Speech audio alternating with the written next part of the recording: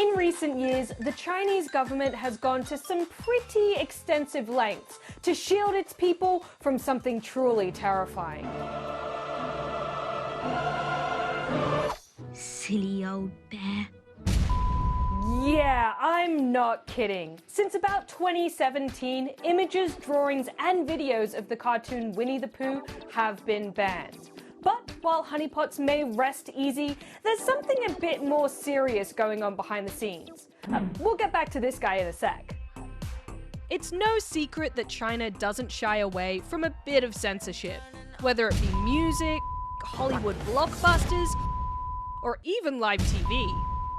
So it comes as no surprise that social media too has come under the intense scrutiny of the CCP. It's known as the Great Firewall, a whole set of measures put in place that affect the information that's accessible within China, as well as how freely people in the country can communicate with others abroad. A user who tries to access Facebook.com will oftentimes receive just a blank page or very limited information. With regards to local social media sites like Weibo or WeChat or other types of platforms like that, what Chinese users get is access to the full site, but the content that's actually on there that they're able to read and access and share is at times quite restricted.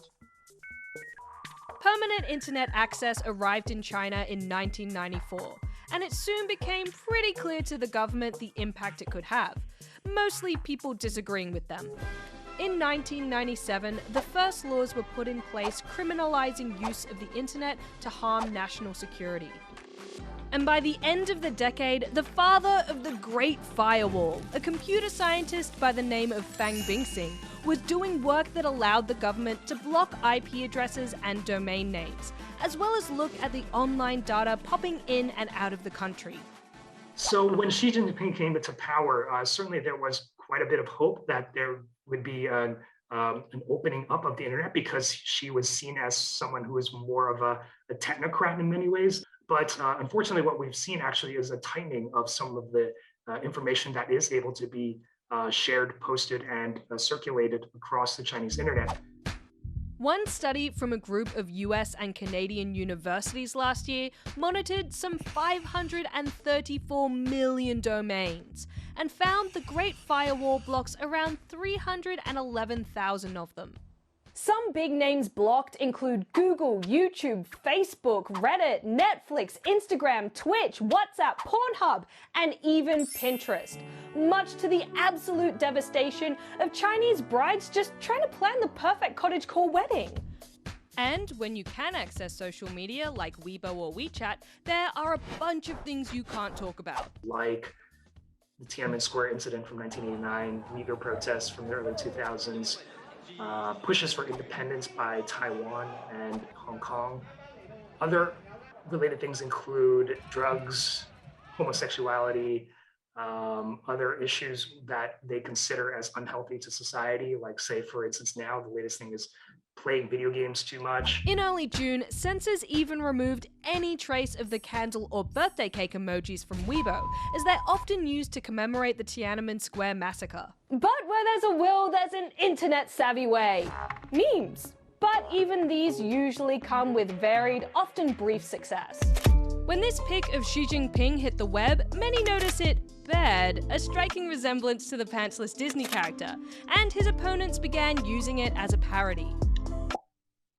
Oh yes, I'm rumbly in my tumbly. Not finding the comparison flattering, government censors quickly stepped in and blocked the images, and in 2018 even banned the release of a new movie based on the character. What to do indeed.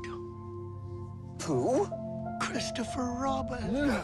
Coded language is certainly one way of doing it, but of course the problem is the more common it is, then the more likely the censors and other folks who are restricting your content are going to glean onto that and then, in turn, restrict that. Sometimes, though, there's even a gap in that Great Firewall, like in the case of Clubhouse, an invite-only audio chat app. People can gather for online discussions with no filters or restrictions, and the audio isn't even recorded. For a few brief days in early 2021, thousands of Chinese citizens were able to discuss normally restricted issues openly, things like Taiwan, Hong Kong, and the treatment of Uyghurs. But that didn't last for long, and the app disappeared. It's a game of cat and mouse. Censors scramble to keep control just as quickly as new ways around the restrictions are found. And for now at least, there's no end in sight.